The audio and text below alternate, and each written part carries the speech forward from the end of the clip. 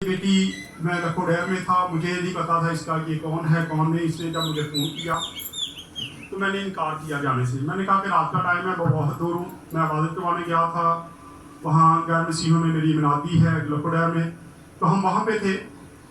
तो ये रोना शुरू हो गई। तो मैंने कहा तू कहाँ पे है?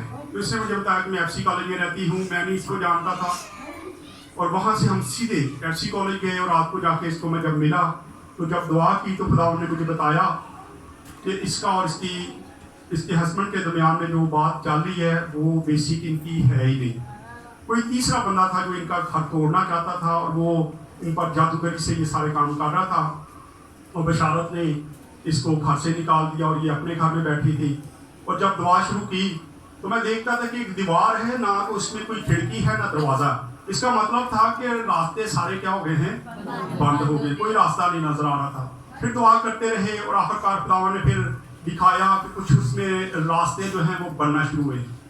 फिर इस बेटी को इसने मेरे पास आके जिद की कि मैं भाई साहब क्या करूं, मैं जाना चाहती हूँ। रात दिन हम दुआ करते रहे, ये यहाँ पे आती थी और मैं भी जाता रहता था।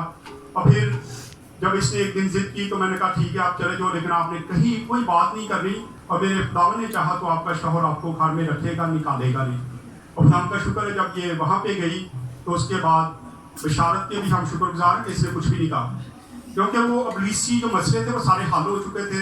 इसलिए इसका दिमाग जो था वो ठीक हो चुका था। ये उस बात से बाज आ गया था, बाहर निकल आया था और इसने उसको अपने घर में रखा। और फिर इसने एक बात और मुझसे कही, इसने कहा भाई साहब मैं चाहती हूँ कि बशारत यहाँ पे आए।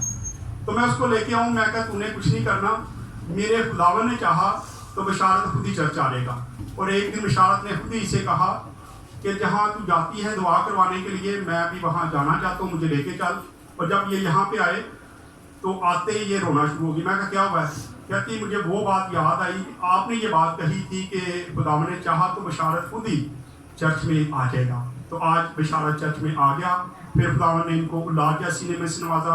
हम खुदावन के शुक्रगुजार हैं। खुदावन अपने लोगों में बहुत बहुत बड़े काम करता है। शुक्रिया।